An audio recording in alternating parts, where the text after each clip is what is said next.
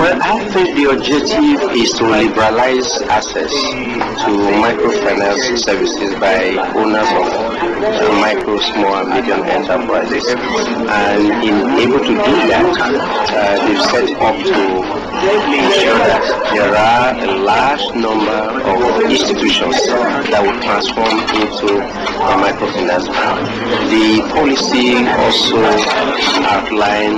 encourages this institution to provide financial services, a range of financial services unaffordable to this institution. So I see the objective of the policy as economic development through provision of financial services to actors, especially in the informal sector. They need to, for instance, understand the basic elements of microfinancing, to be able to do it in such a way that it becomes sustainable and at the same time providing services to owners of micro and small enterprises. For me, it's more education rather than the capitalization. You need to understand the relationship, what's the relationship between micro enterprises, their owners, and financial institutions. You need to also understand the basic features of these micro enterprises, for instance. Would they be able to provide collateral, which commercial banks always require? So as a community bank that will become a microfinance institution, you need to understand what other ways that motivation for repayment can be created among borrowers rather than just through collateral requirement.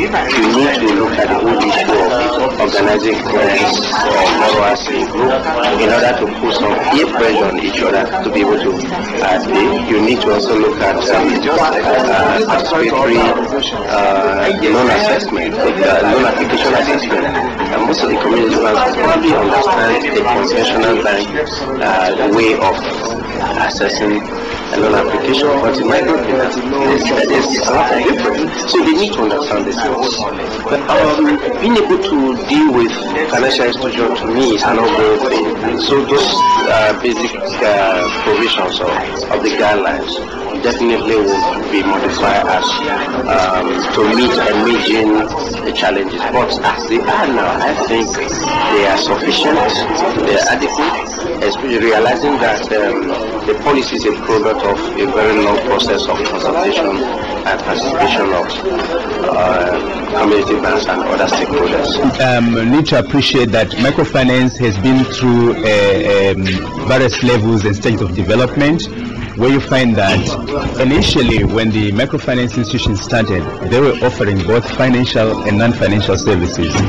But they got to a point when it was actually realized that it's not possible for the same financial institution.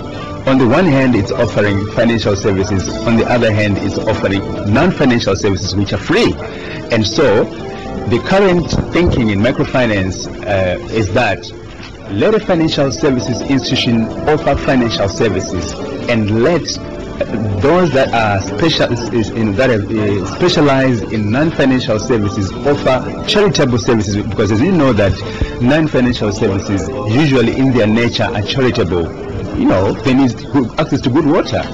They need a borehole, right? Someone has to drill that borehole. You don't make money out of the borehole, right? But when they need access to financial services like credit, when they need access to financial services like savings which earn interest, you're talking a model that can be sustainable. So you will find that the current position is that you need to separate the provision of financial services from non-financial services.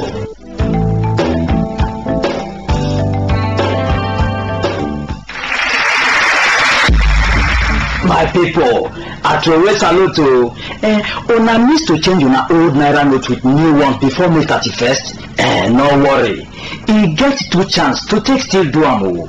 One, carry your old naira note, 50 naira note, 20 naira note, 10 naira note, 5 naira note, and coins go deposit for your bank account.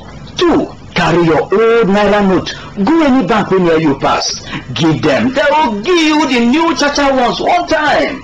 Remember, say our naira and our identity handle am well well. This message now from the Central Bank of Nigeria.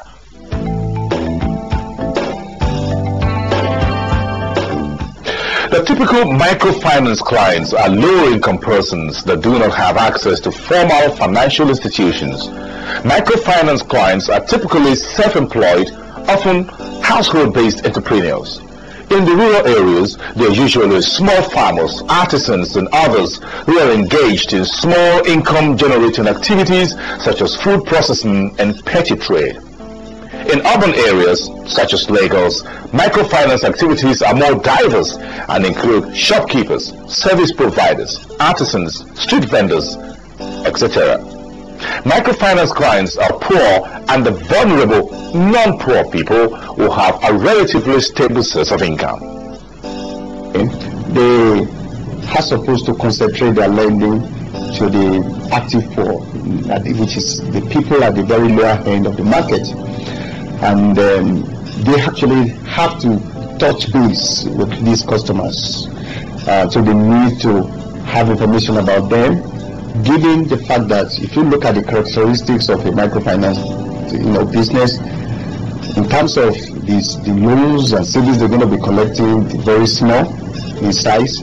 Okay, they're supposed to be lending based on cash flow character, that is the non-collateralized kind of lending, and their operations are supposed to be very simple. Given all this scenario, does suggest that they must have soft information on their customers so as to be able to judge that these customers, when they give them credits, they will be able to have the ability to pay back.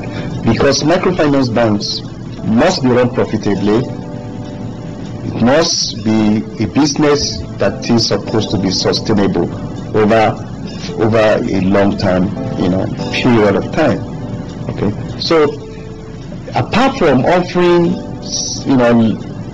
providing lending, collecting savings, then it means that microfinance institutions or banks should provide auxiliary services to their customers in terms of financial advisors to them, in terms of maybe looking at their business model to ensure that the business they are doing will tally with their own business objective as a bank. So it is important that also they know their customers inside out. They have to know the customer and they have to know their business for them to become profitable.